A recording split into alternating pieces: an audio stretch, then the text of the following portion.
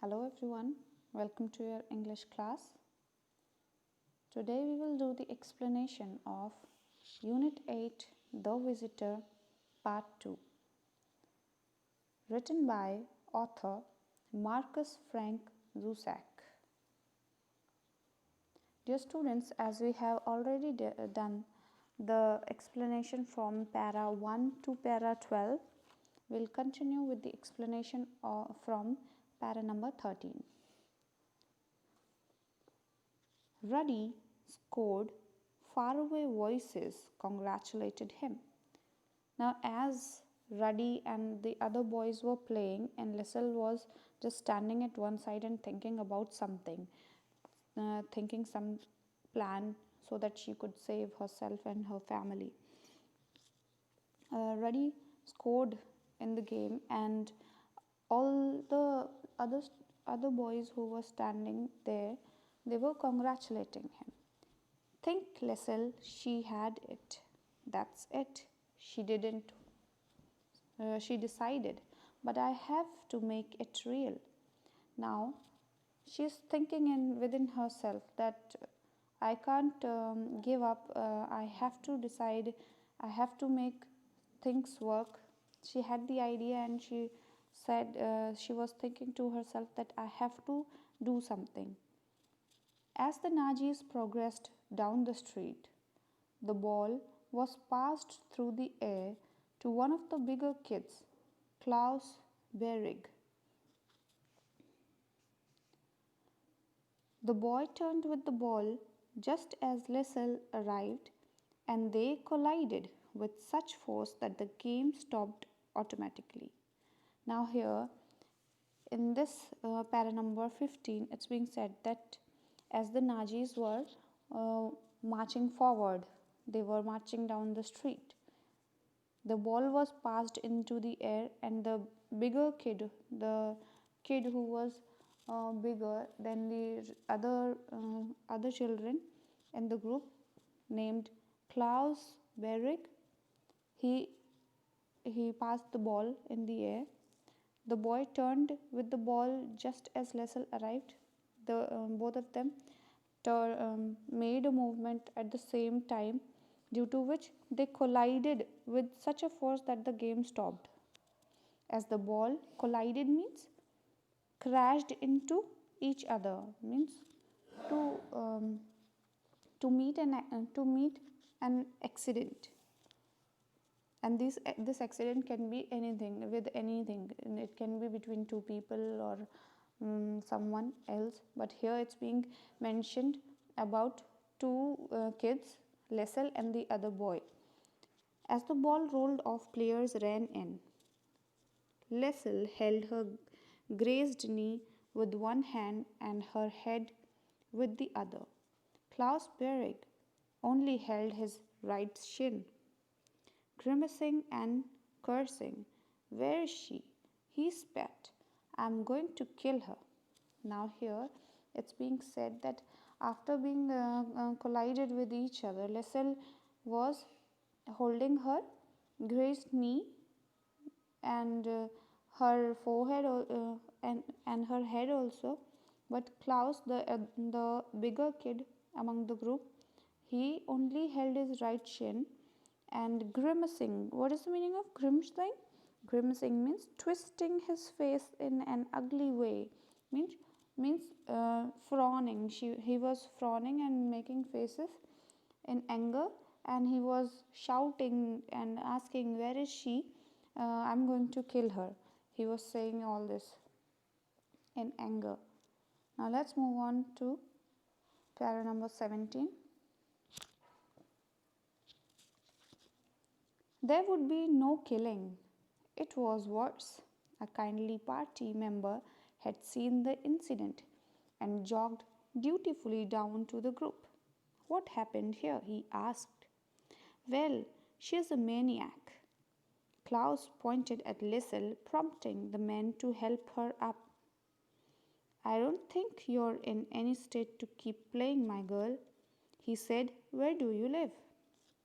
Now here it's being said that as the Najis were marching ahead, they were marching down the street. and when they saw the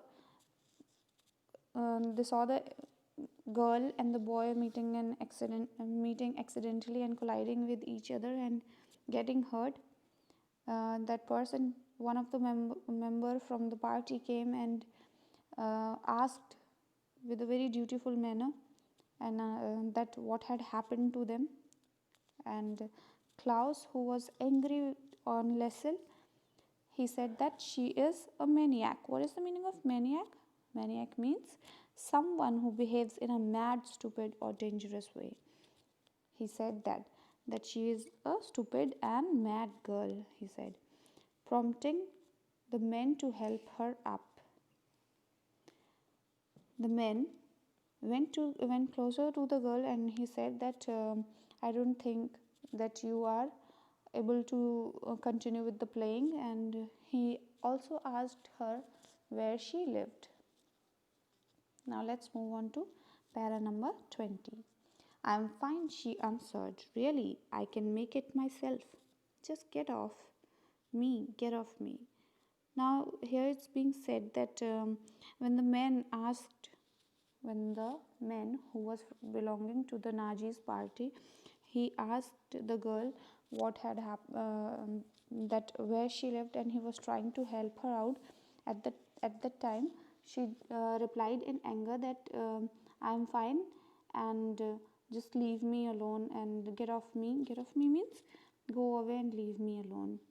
That was when Ruddy stepped in. I'll help you home, he said. Why couldn't he just mind his own business for a change?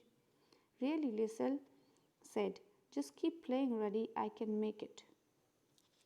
Now here it's in this para number 21, it's being said that just then when Lissel was replying, the member of the party, Naji's party, just then Ruddy stepped in the matter and he said that I'll help you and I'll leave you at home.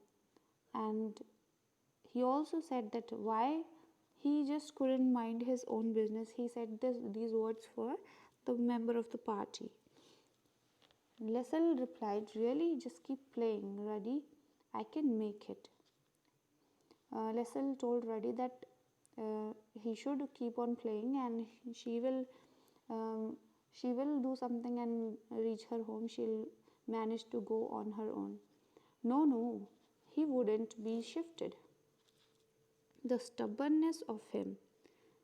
It'll only take a minute or two. Again she had to think, and again she was able. With Ruddy holding her up, she made herself drop once more to the ground on her back.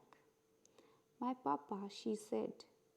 The sky, she noticed, was utterly blue, not even the suggestion of a cloud. Could you get him, Ruddy? Stay there. Lessel kept an eye on the party men. A minute later, Hans Herbermann was standing calmly above her. Now it's being said here that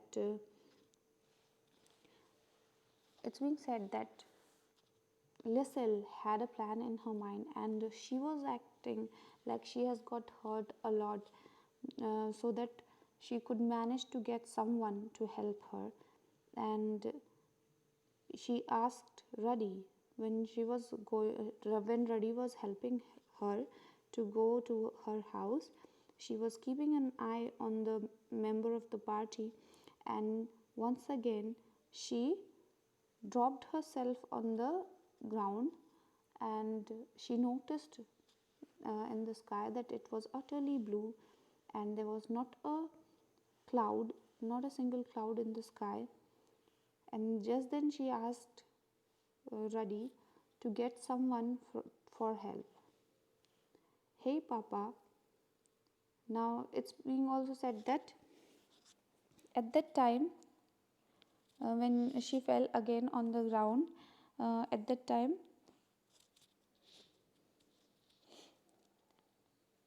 Hans Herbermann came to help her. She said, Hey Papa. A disappointed smile mingled with his lips. I was wondering when this would happen. He picked her up and helped her home. The game went on, and the Naji was already at the door of a lodging a few doors up. No one answered. Once inside their house, Liesl gave him the information. She attempted to find the middle ground between silence and despair. Now, it's being said here that when Hans Herbermann was standing near her and um, she called him as Papa. At the time, he had a mingled smile on his lips. Means he had a very um, like strange smile, or we can say that confused kind of smile on his lips, and he wondered when this happened, when why she started calling him Papa. He picked her up and helped her home, and the game went on. Only few lodging were left, and after that her own house would come. Once the Nazi party will be there, once the Nazi's party will be there, they would be in great danger. So Liesl was thinking that once I'll reach inside the house, I will give the information to my family. She attempted to find the middle ground between silence and despair. This line means that Liesl was scared. She felt as if she would cry if she opened her mouth.